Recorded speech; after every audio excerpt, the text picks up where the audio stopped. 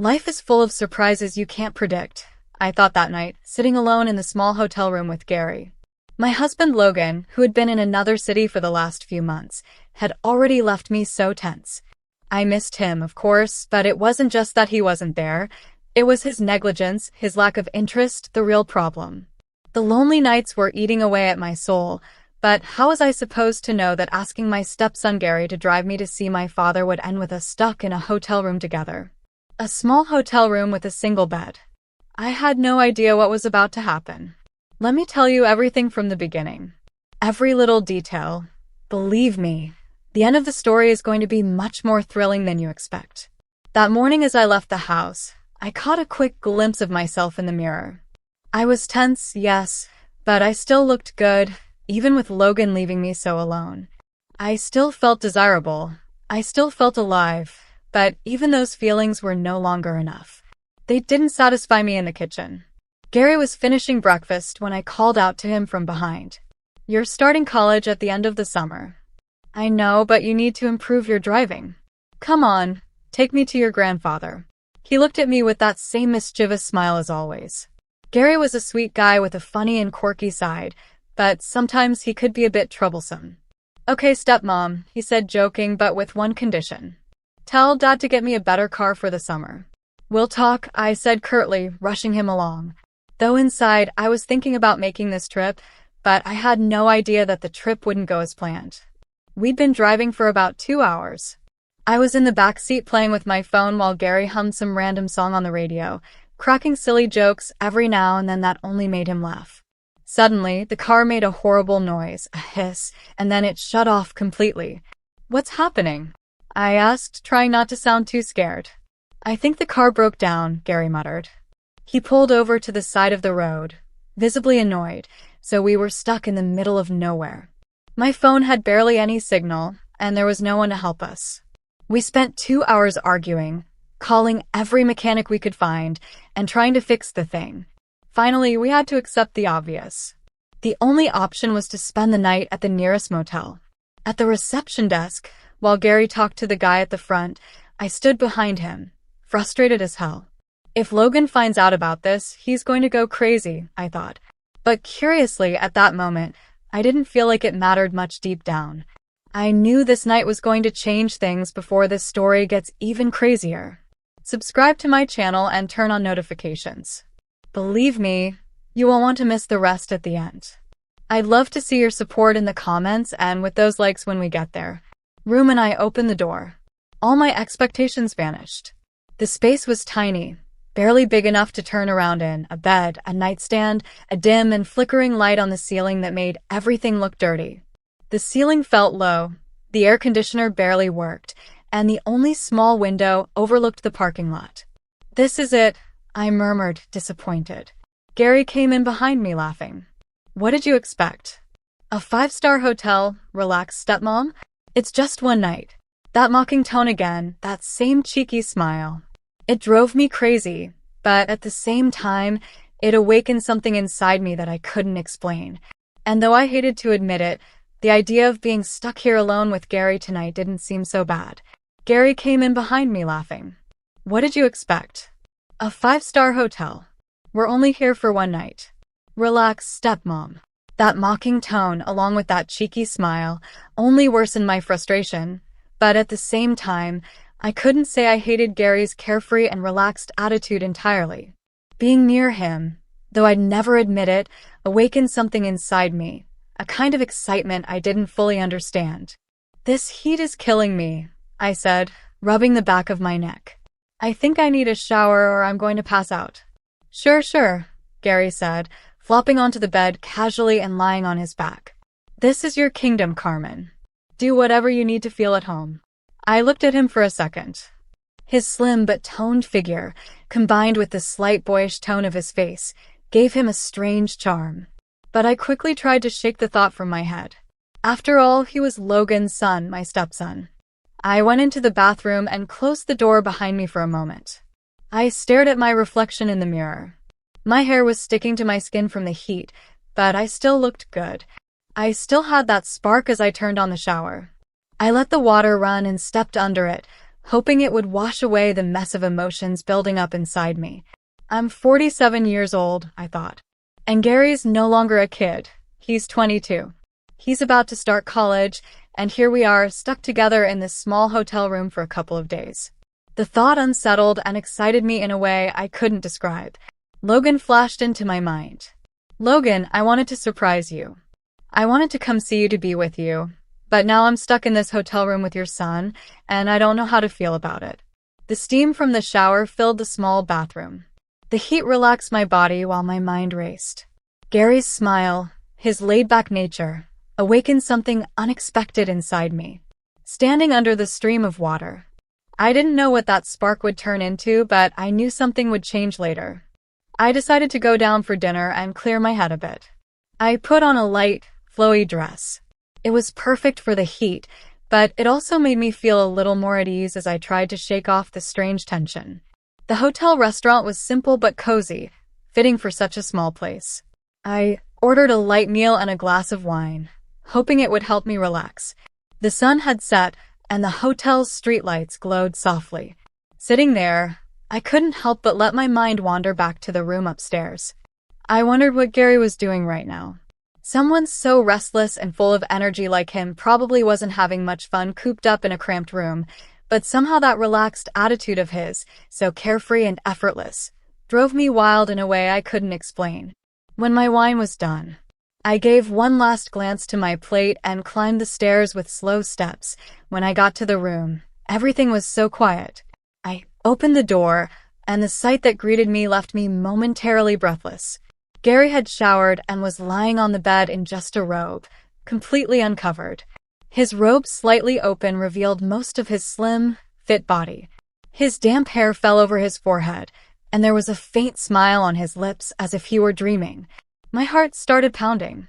It was the last thing I expected to find.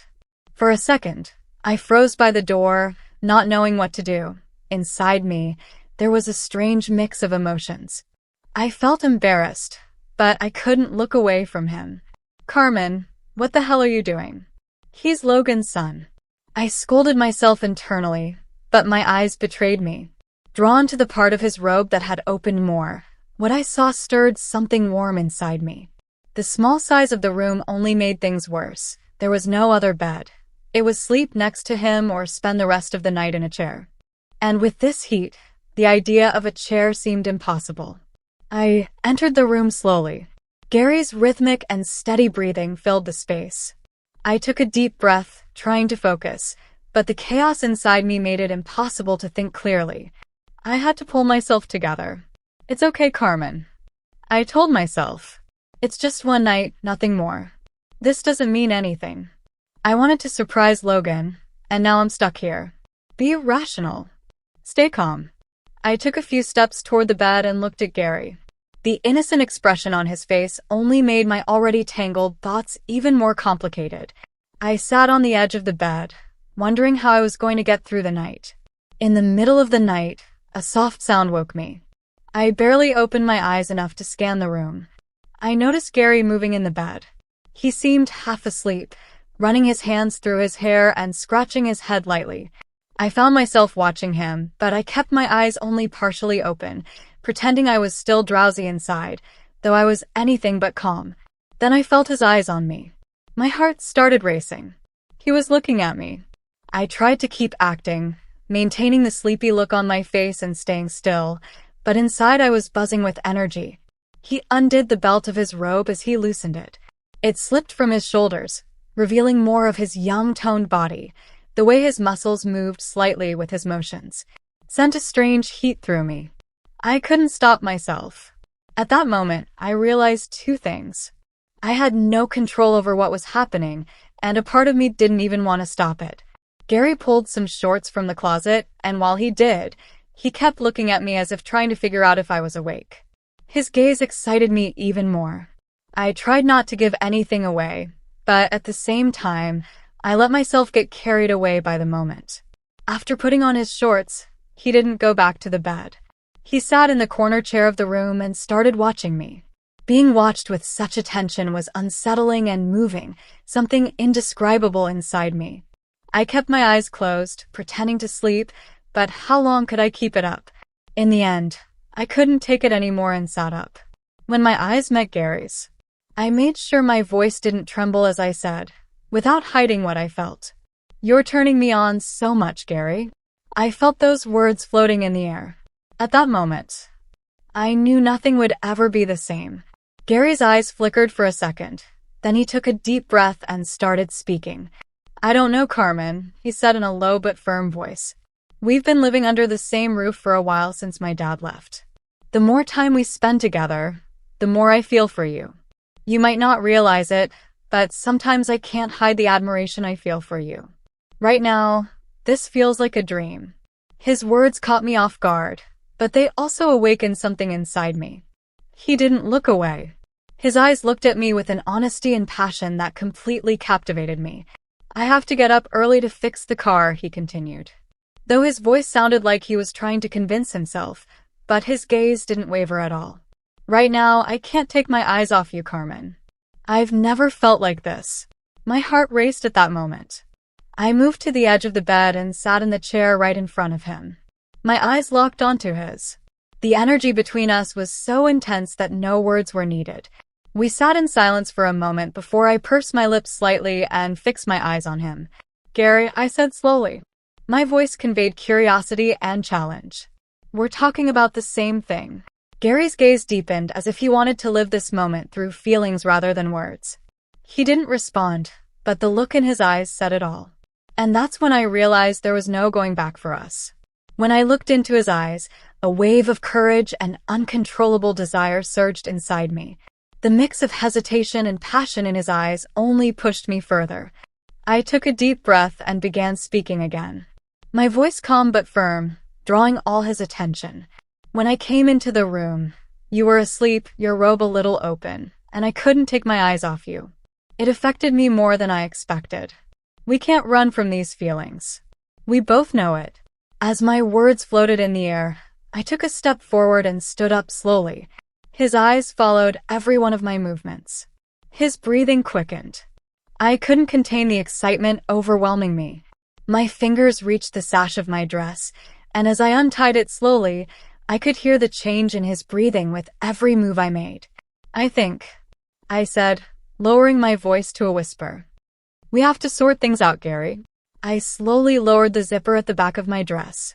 The fabric slid from my shoulders to the floor. The cool air brushing my skin only fanned the heat I felt inside. His gaze said it all. Surprise, admiration, and a pull. He couldn't resist. The silence between us felt like a bond. Our breaths merged without breaking eye contact. I took another step toward him and said in a low voice, "We'll see if we're really talking about the same thing." Gary's eyes stayed fixed on me, his expression firm and full of fire. Suddenly, he stood up without taking his eyes off me and turned on the room light. The soft glow filled the space. He approached and locked the door. My heart raced at that moment. I felt like the whole world had slowed down, leaving just the two of us. When he took a step toward me, my breathing quickened. He seemed to be trying to read my eyes, but at the same time, he was fully aware of the silent attraction between us. As he got closer, his hands found my waist, and the warmth of his touch felt like an electric current running through my body. Without a word, he leaned in. His eyes settled on my lips. I didn't object. I couldn't. All of this felt natural, like it was meant to happen. When his lips finally met mine, all the inner tension melted away. His kiss was slow and exploratory, but with undeniable passion. My hands instinctively reached his shoulders, feeling his strength and warmth envelop me. The space between us disappeared completely as our breaths mingled. That moment felt like an explosion of all the unspoken emotions between us. Gary's youth and energy clashed with the depth of the passion I'd carried for years. It was the beginning of something, a beginning both terrifying and thrilling. That night, there was no more hiding what we felt for each other. I fell back onto the bed, my body exhausted, but my mind racing. My breathing was still irregular. My foot brushed the fabric of my dress lying on the floor. I felt Gary's gaze on me. An intense and calm energy radiated from his look. A moment later, he crouched down and picked up the dress. His fingers brushed lightly where my foot had been. Even that simple action ignited me. As he held the dress for a second, I could see a flash of hesitation on his face, quickly replaced by determination. He set the dress aside. His hands moved to the edge of the bed. Slowly, he climbed onto the mattress. His movements careful and deliberate as he approached me. The expression on his face betrayed his feelings in equal parts, excitement and magnetic attraction. While he moved to the other side of the bed, I felt Gary's closeness. My heart was still pounding, and my breathing deepened when I saw him lean toward me. I realized that the distance between us had almost completely vanished. It was as if everything had reached a breaking point. There was no turning back. What I felt inside me at that moment was overwhelming. It hurt and excited me at the same time as I looked at the ceiling and could see Gary's face. He was fascinated by the way he brushed his hair back from his forehead with his hand. I could see in his eyes what Gary was feeling. He was flushed with excitement and so happy. I could see he was doing everything with great passion, and it moved me the way he was breathless. Gary had accelerated my emotions to the point that I was glad the car had broken down. "I'll never forget this hotel," Gary said with a trembling voice. His words came out forcefully, each one as heavy as a breath of air. His eyes were fixed on me, but his hands trembled slightly. His body was tense. His muscles contracted with every movement, a little more careful and precise, as if he wanted to preserve a memory. "Definitely, I don't want my dad to sell the car ever again," he added. After these phrases, he collapsed beside me. He closed his eyes without a word and waited for his breathing to recover. He was exhausted and didn't even have the strength to say a word. My legs wouldn't stop convulsing, and I didn't even realize how I fell asleep. The next morning, Gary came back with the car fixed and told me we had to pick up Logan and go to the city. While we were on the road, I was filled with regret and mixed emotions, but at the same time, there was excitement inside me. Looking at Gary, his eyes, his actions, everything about him affected me. Everything was so complicated, but I still didn't know what would happen. I couldn't decide between the questions in my mind and the excitement. There was only one thing I knew for sure. This trip would be the moment everything changed. If you've made it this far, I know my story has thrilled you. Don't miss more. Press the follow button, turn on notifications, and join us by leaving a comment about this story. I can't wait to hear your thoughts.